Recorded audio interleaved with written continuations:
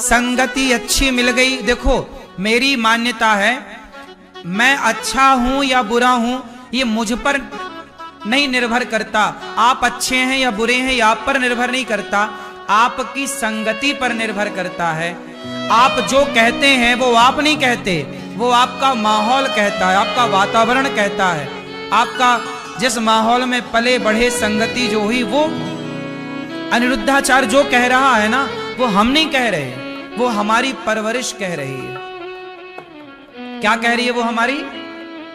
हमारी परवरिश, कि हमें किस तरह से पाला पोसा गया, हमें किस तरह के संस्कार दिए गए। मैं शराब क्यों नहीं पीता, मैं गुटखा क्यों नहीं खाता, मैं भी तो संसार में रहता हूं। मेरे भी तो अगल बगल के लोग गुटखा तंबाकू खाते हैं, अगल बगल में बिकता भी है गुटखा तंबाकू। कहां नहीं, हर गली मोहल्ले में गुटखा तंबाकू बिक रहा है, शराब बिक रही है, अंडा बिक रहा है, मांस बिक रहा है। हम भी तो आपके समाज में ही रहते हैं, हम भी तो इसी देश में रहते हैं। हर बुराई के बीच में भी तो हम हैं। हम उस देश में थोड़ी रहते हैं जहां गुटखा बिकता ही नहीं, हम उस देश में थोड़ी रहते हैं जहां दारू बिकती ही नहीं। हर जगह जहां आप रहते हैं, जिस देश में, उसी देश में हम रहते हैं। जो माहौल आपके यहां का है वही माहौल सब जगह का है आजकल। बस अपने को बचाना पड़ता है।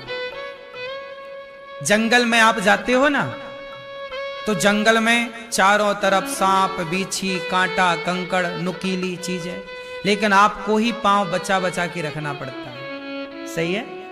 आप खेत जाते हो तो पांव बचा बचा के नहीं रखना पड़ता। कांटे हैं, कंकड़ हैं, सांप है, बिच्छू है। सांप जंगल में तो सब होता है, सांप बीछी सब होती है। तो हमें क्या करना, पांव को अपने बचा बचा के रखना पड़ता है।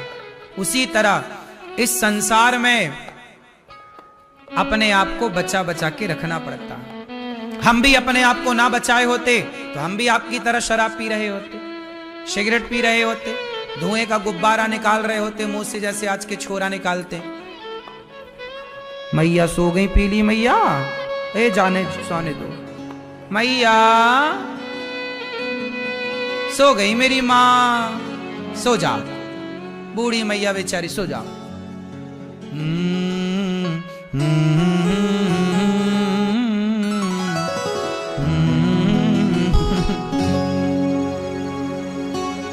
सो जा।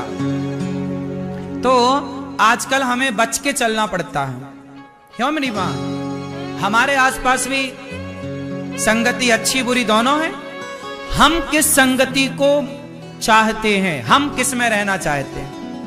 हम चाहें तो आज हम भी बोतल ले आए शराब की, हम भी पीना स्टार्ट कर दें, पर नहीं, पीने की इच्छा ही नहीं है, पीने वाले संस्कार ही नहीं है। गुटखा हम नहीं खा सकते क्या? सिगरेट हम नहीं पी सकते क्या? लेकिन इन चीजों को अपने आसपास हमने भटकने ही नहीं दिया। इसमें हमने अपने को कंट्रोल किया कि नहीं, हमें बुराइयों की ओर नहीं जाना है।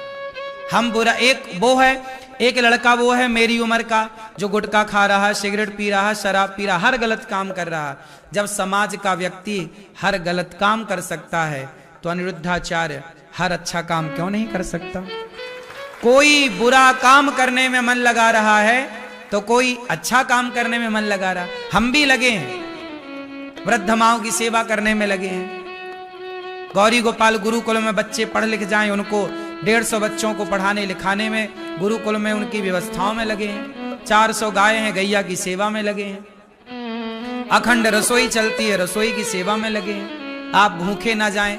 संत लोग आते फुटपाथ पर सोते हैं, उनके लिए संत निवास बनाने में लगे हुए हैं। हम भी तो लगे हैं, काम में लगे हैं। कोई और लगा शराब, अब गंजेड़ी बैठे हैं मेरी उम्र के लड़के गांजा पी रहे हैं, उनका भी समय खर्च हो रहा है, पर गांजा पीने में हम भी तो समय खर्च कर रहे हैं।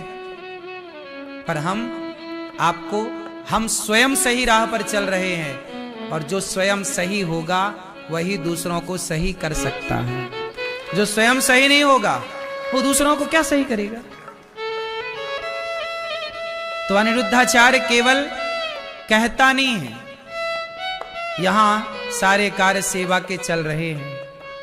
उनमें से आप भी सेवा के कार्य कर सकते हैं। हमारे भैया श्री ऋषि राम अग्रवाल जी दिल्ली से हैं, कहाँ ऋषि राम जी? लाओ, ये ऋषि राम अग्रवाल जी हैं। इन्होंने गौरी गोपाल आश्रम में आकर देखा कि यहाँ कैसे माताओं की सेवा हो रही है, कैसे यहाँ अखंड हजारों भक्तों, कोई भी आ रहा, सबको भोजन मिल रहा। जब इन्होंने सारी सेवाओं को देखा तो देखने के बाद इनका मन हुआ कि नहीं नहीं, इस भले अच्छे कार्य में हमें भी जुड़ना चाहिए। और इन्होंने 95,200 रुपए का सहयोग किया सब सेवाओं के लिए। सभी सेवाओं से अपने आप को जोड़ लिया।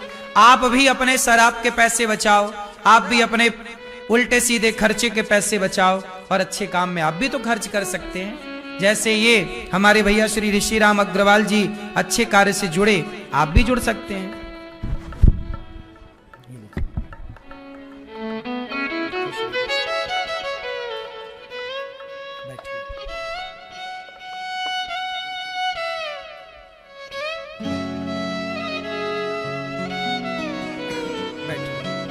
आप भी अच्छे कार्यों से जुड़ सकते हैं।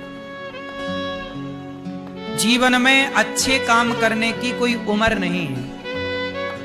खुश रहिए, भगवान सुखी रखें। बैठिए, आपने बड़ा पुण्य का कार्य किया।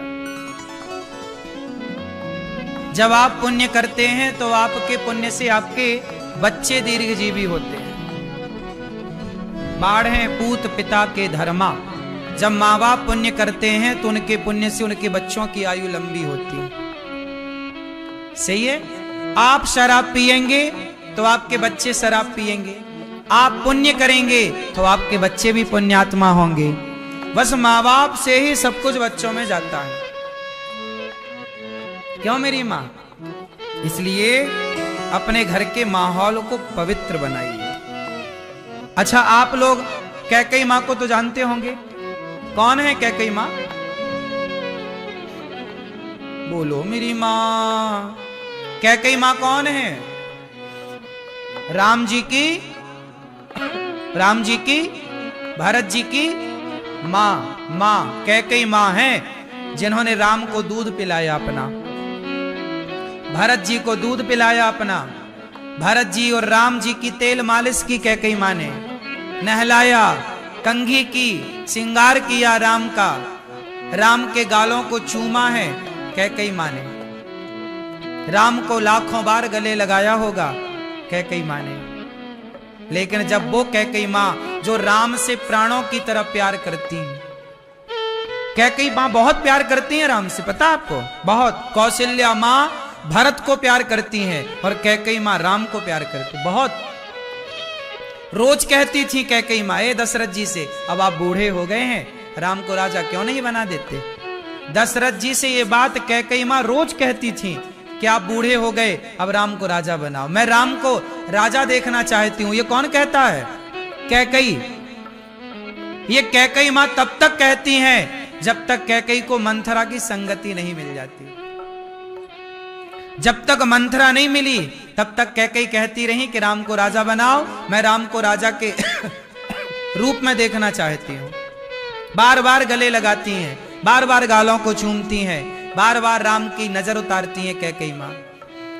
लेकिन कैकेयी की संगति मिली घंटे 2 घंटे की, और 1-2 घंटे में कैकेयी माँ इतना बदल गई कि कह रही हैं कि राम वनवास नहीं गए तो मैं मर जाऊंगी।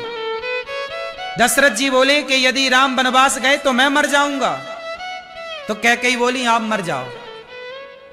देखो, कैकेयी कह रही हैं अपने पति से, दशरथ जी से, कि यदि राम वनवास नहीं गया, राम वनवास नहीं गए तो मैं मर जाऊंगी। कैकेयी बोली या तो राम को वनवास भेजो, नहीं मैं मर जाऊंगी। दशरथ जी बोले कैकेयी यदि राम वनवास गए तो मैं राम के बिना मर जाऊंगा। कैकेयी बोली तो मर जाओ। इतनी निर्दयी कैसे हो गई कैकेयी? राम से प्यार करने वाली कैकेयी राम को वनवास कैसे भेज दिया? क्योंकि मंथरा ने कैकेयी को कुसंग दे दिया। क्या दे दिया? कितनी देर का कुसंग था? 1-2 घंटे। भाई, एक रात के भीतर ही तो सब खेल हो गया। कल राम राजा बनेंगे, आज तक तो यही नगर में हल्ला है कि राम कल राजा बनेंगे, लेकिन शाम होते ही जब मंथरा को पता चला कि सब घर घर में दिया जल रहे हैं, तो मंथरा को लगा भाई दिया काहे जला रहे हो? बोले पगली पता नहीं है राम राजा बनेंगे। उसके तो आग लग गई छाती में। रात के पहुंची 8-9 बजे रात को कैकई के पास। कैकई पता है क्या? राम राजा बनेंगे। अरे कैकई खुश हो गई, राम राजा बनेंगे, ये तो बड़ी खुशी की बात सुनाई तने मंथरा। मंथरा बोली राम राजा बन जाएंगे और कौशल्या बन जाएंगी राजमाता, और तुम लगाना पोंछा झाड़ू। तुम्हारा भैया, तुम्हारा बेटा भरत द्वार पे खड़ा रहेगा, 2-2 रोटी को तरसेगा। ऐसा भड़काया गलत तरीके से, ऐसा कुसंग दिया कि मंथरा की बातों में कैकई माता आ गई और समझाकर चली गई। 1-1.5 घंटे का कुसंग दिया उसने। 1-1.5 घंटे में कैकई ने मंथरा से क्या सीख लिया? राम से नफरत करना सीख लिया। जो वर्षों तक राम को गले लगा के घूमती रही, जो राम को दूध पिलाती रही अपना, वो 1-1.5 घंटे के कुसंग ने राम का दुश्मन बना दिया। सोचो कि जब राम की माता को राम के खिलाफ भड़काया जा सकता है, तो आज के लोगों को भगवान के खिलाफ कोई भड़का दे, इसमें आश्चर्य क्या है? कुसंग जिसे मिलेगा उसकी बुद्धि भ्रष्ट होगी। चाहे मुझे मिल जाए कुसंग, यदि मुझे कोई कुसंग दे दे तो मेरी भी बुद्धि भ्रष्ट हो सकती है। जब कैकई मां की बुद्धि भ्रष्ट हो गई तो मैं किस खेत की मूली हूं बताओ? वो तो राम की मां है। राम का लाखों बार दर्शन किया सोते जागते। मैं पापी, मेरे जैसा अधम, मैंने तो जी भर के राम को देखा भी नहीं। कैकई मां ने तो जी भर के देखा भी है। जब कैकई मां की बुद्धि भ्रष्ट हो सकती है कुसंग से, नोट करिएगा इस बात को, कुसंग को नोट करिएगा। को न कुसंगति पाय न साही, कुसंग पाकर कौन नहीं बिगड़ा? नाम बताओ। तुम जब छोटे थे तब शराब थोड़ी पीते थे। तुम बाप के साथ थे, मां के साथ थे, तब तक तुम शराब नहीं पीते थे। जब तुम बाहर के कुसंग में गए तो उन कुसंगियों ने अपने जैसा आपको भी बना दिया।